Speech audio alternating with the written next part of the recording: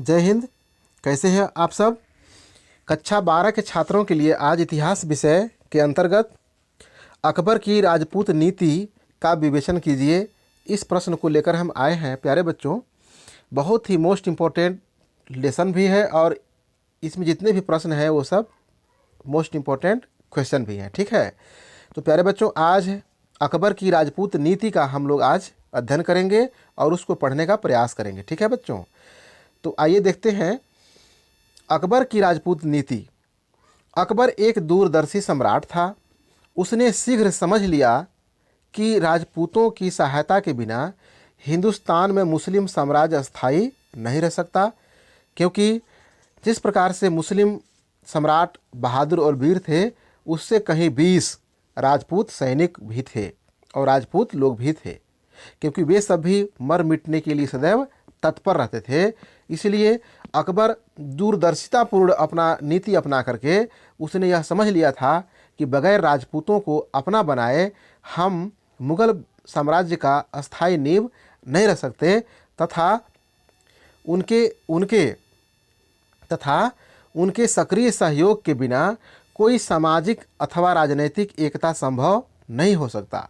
अतः उसने प्रेम, सहानुभूति तथा उदारता से राजपूतों के हृदय को जीतकर उसने मैत्रीपूर्ण संबंध स्थापित किए।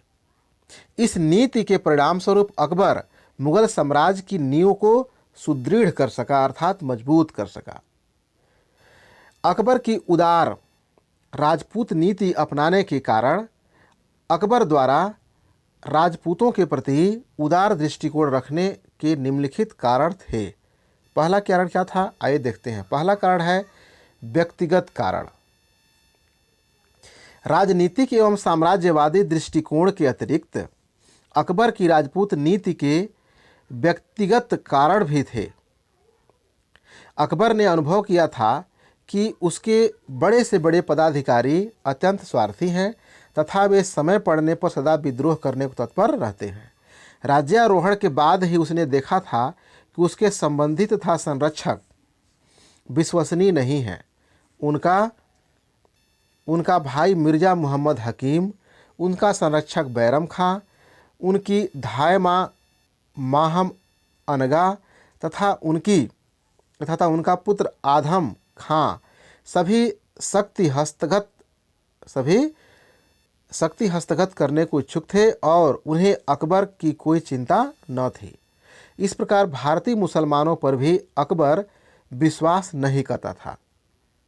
ठीक है, अतः एक कुशल एवं दूरदर्शी राजनीतिज्ञ होने के नाते अकबर इस निर्णय पर पहुंचा कि राजपूत की सबसे अधिक विश्वस्त एवं वीर राजपूत ही जो है वे सबसे विश्वस्त एवं वीर जाति है, जो एक बार वचनबद्ध होकर कभी धोखा नहीं देती और उस पर पूरा विश्वास किया जा सकता है, क्योंकि राजपूत जो हैं एक ऐसी जाति है जो अपने वचन पर बिल्कुल अडिग रहते हैं।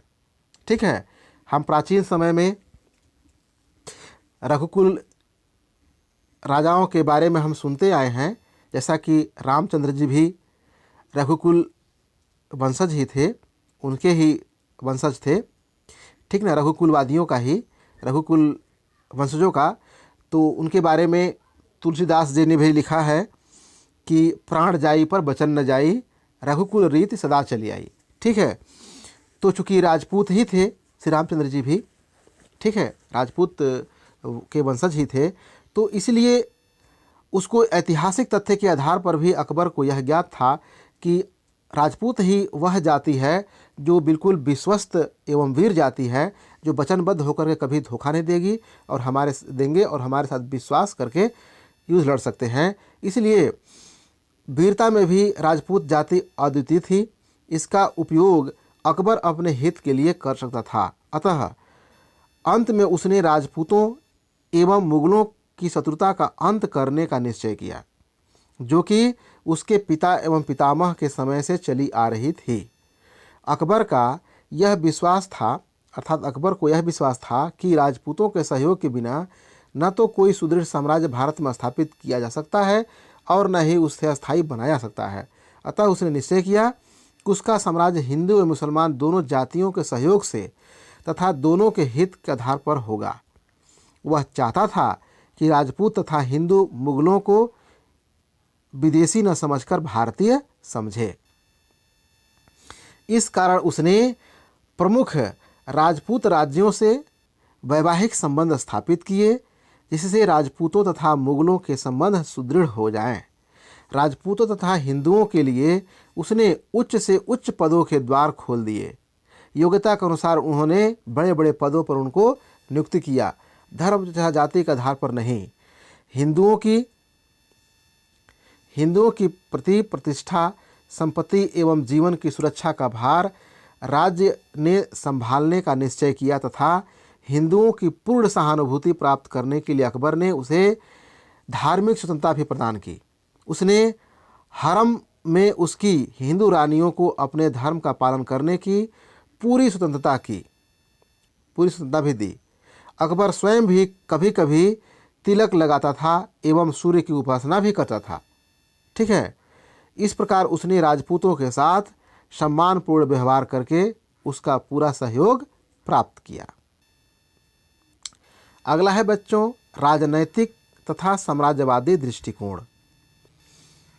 देखते हैं, अकबर एक दूरदर्शी तथा साम्राज्यवादी सम्राट था।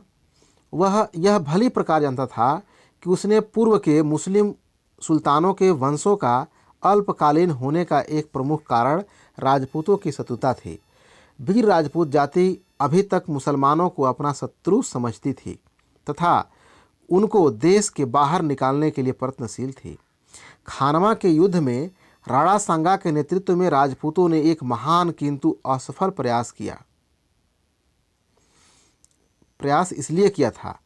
अकबर यह भी जानता था कि राजपूत स्वभाव के सच्चे, ईमानदार एवं स्वामी भक्त होते हैं और उनको मित्र बनाकर भारी लाभ प्राप्त किया जा सकता है। अतः एक कुशल कूटनीतिज्ञ की दृष्टि से अकबर ने राजपूतों को मुगलों का मित्र बनाने में अपने तथा अपने वंश का कल्याण समझा। इसी उद्देश्य को लेकर उसने राजपूत नीति को जन्म दिया। किंतु अकबर की राजपूत नीति का केवल यही एकमात्र कारण नहीं था, जैसा कि कुछ पाश्चात्य विद्वानों ने सिद्ध करने का प्रयास किया है। वास्तव में यही एक कारण रहा होता है जो अकबर के समय में इसका भंडाफोड़ उसके जीवन काल में कभी न कर सका और अपने जीवन भर उसने अपने हिंदू और मुस्लिम भाइयों को एकता के डोरी में बांध कर रखने का भरपूर प्रयास किया।